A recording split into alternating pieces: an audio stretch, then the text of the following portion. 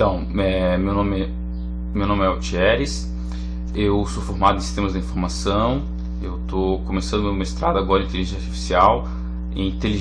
Segurança da Informação não é bem a minha área, mas eu vou tentar fazer esse vídeo porque eu acho muito importante esclarecer alguns pontos que, principalmente o pessoal que não é da informática, tem dificuldade de entender.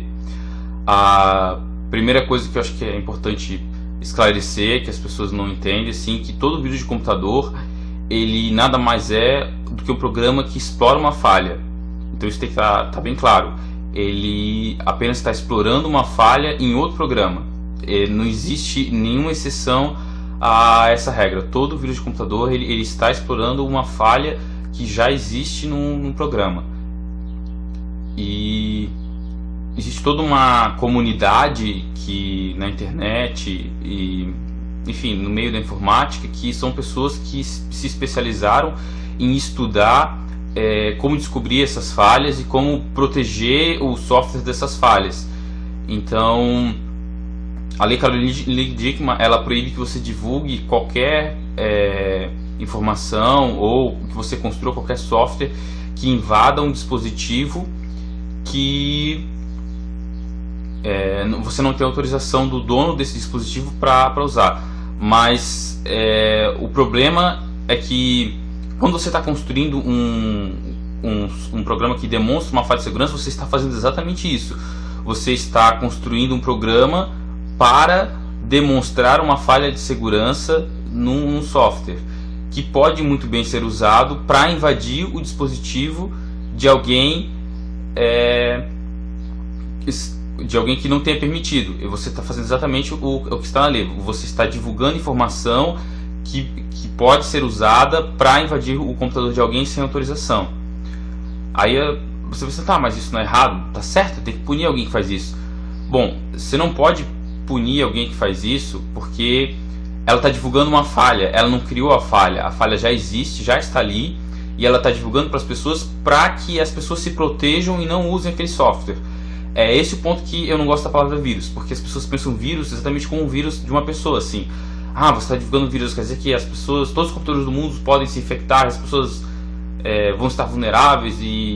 Só que assim, o computador não é exatamente igual a uma pessoa, na verdade é totalmente diferente. Normalmente a maioria das partes do corpo da pessoa são importantes para ela sobreviver. Então, se você tem um vírus no seu pulmão, você não pode simplesmente desligar o seu pulmão, porque você vai morrer, entendeu? Você tem que arranjar um jeito de curar. Mas no caso do vírus de computador, quando você divulga um vírus de computador, você está divulgando para avisar para as pessoas: olha aqui, tá vendo esse programa aqui? Não usem. Não é para usar esse programa porque ele tem uma falha nele. E aí ele vai lá e com o programa que explora essa falha, ele demonstra isso. Olha, tá vendo como é fácil de explorar? Olha esse programinha aqui, com esse programinha aqui eu consigo explorar. Então não usem esse software, porque alguém mal intencionado pode usar essa brecha de segurança para invadir esse seu dispositivo. Aí um exemplo que eu vou botar aí nos links é uma falha de segurança que tem no Internet Explorer desde o 6 até o 10, que permite que você capture o mouse, a posição do mouse, mesmo que esteja em outra janela, assim, porque, enfim, tem uma falha lá que permite que faça isso. Lá no artigo está explicado melhor.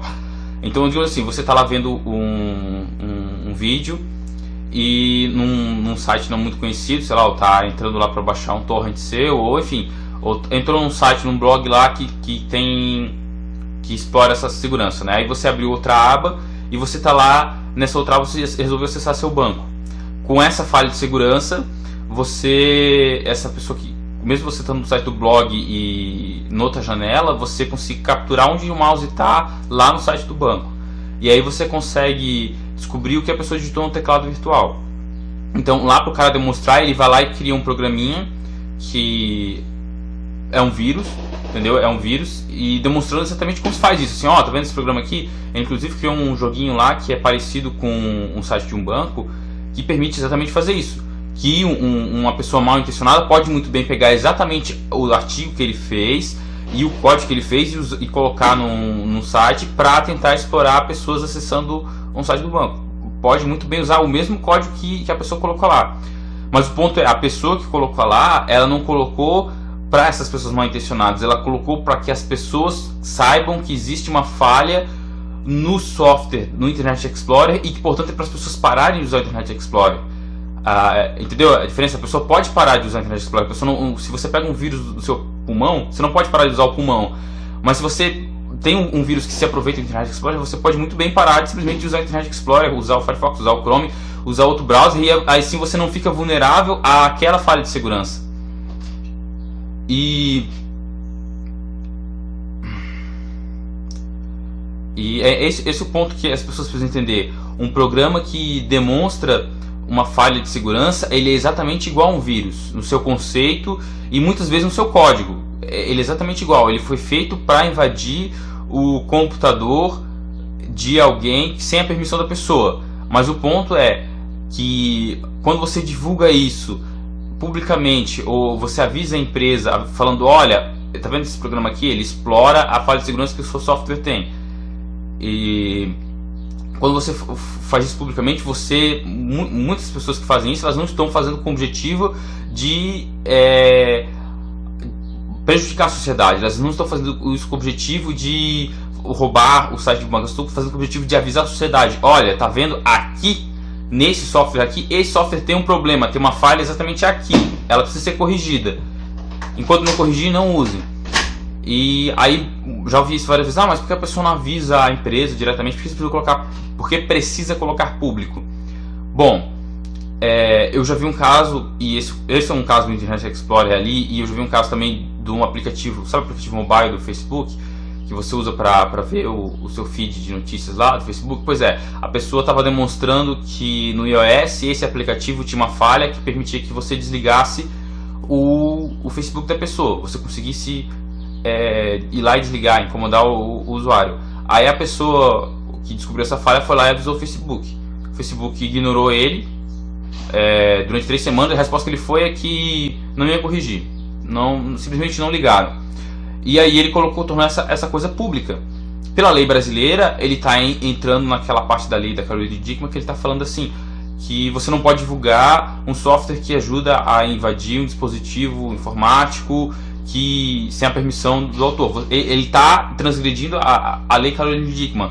Mas o ponto é, essa pessoa está fazendo mal para a sociedade, porque, na minha opinião, sinceramente, ela não está. Ela está avisando, depois de ela ter tentado falar com o dono do software que tem uma falha. Como o dono do software ignorou ela foi lá e publicou isso para deixar bem claro para todo mundo, olha, não usem esse software se vocês não querem correr o risco de sofrer esse problema aqui, que alguém mal intencionado pode invadir o seu celular com essa falha de segurança nesse aplicativo aqui. Então, deixando claro para as pessoas para elas não usarem aquele aplicativo, porque aquele aplicativo tem uma falha de segurança. Pode ter alguém mal intencionado que vai usar essa informação?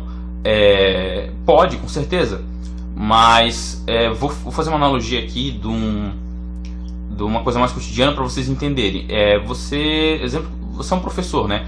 Aí você vai fazer uma excursão para visitar uma empresa, sei lá, os seus alunos. Aí você vai lá, entra nessa empresa e percebe que o piso está molhado. Assim, você escorrega e cai e percebe que o piso está molhado. Aí você chama o responsável lá, ou o dono da empresa, e fala, olha, eu estou trazendo meus alunos aqui, esse piso aqui está molhado, tem que tomar cuidado, você não poderia secar porque pode alguém cair aqui. Aí a pessoa olha pra você e fala, não vou fazer nada, isso é um piso molhado, nem vai cair e tal. Aí você vai lá, empurra o cara pro piso molhado, o cara escorrega, o piso está muito, muito escorregadio e cai. E aí ele fala, eu vou te processar porque você me empurrou ali, não sei o que, você queria me matar. E enfim, faz um escândalo assim e não resolve o problema. Aí você vai lá e avisa pros seus alunos, olha, o piso tá molhado ali nessa região, tomem cuidado, eu pedi pra fazer, mas o cara não tomou nenhuma ação. Então, por favor, tomem cuidado de não passar ali perto, porque vocês podem cair e tal. Aí, algum aluno mal intencionado vai lá e empurra um colega dele por cima molhado só pra ver o cara cair lá. E o cara vai cair e vai pro hospital, né? Aí, a questão é, quem deve ser punido? Você, que foi lá e avisou pros seus alunos que era pra tomar cuidado com o piso molhado, e foi lá e demonstrou assim, olha, o piso molhado ali, pode alguém se machucar. E que foi lá e demonstrou pra pessoa responsável que poderia corrigir aquilo, que olha, não, o piso está molhado, e falou lá e demonstrou com a pessoa assim, não, você pode cair, a pessoa responsável até caiu. E essa pessoa que era responsável pela empresa se recusou a fazer isso. Aí, pela lei Carolina Dickmann, hoje, quem divulgou essa informação vai ser punido, mas aquela empresa ou aquele responsável que deveria ter tomado a precaução, ele não vai ser punido. Ela nem chega a falar nisso. Quem vai ser punido é você que avisou, que divulgou essa informação, e o aluno que foi lá e empurrou um colega dele. O aluno que empurrou o colega dele está errado? Sim, ele está errado. Ele se aproveitou de um problema para prejudicar outra pessoa. Essa pessoa precisa ser punida. Mas o ponto é, a pessoa que divulgou a informação, que avisou aquilo, ela deve ser punida? Porque na minha opinião não deve. Quem deve ser punido é aquela pessoa que se aproveitou da falha, e aquela pessoa que, mesmo sabendo da falha, ela não procurou tomar nenhuma medida, nenhuma precaução, mesmo sabendo.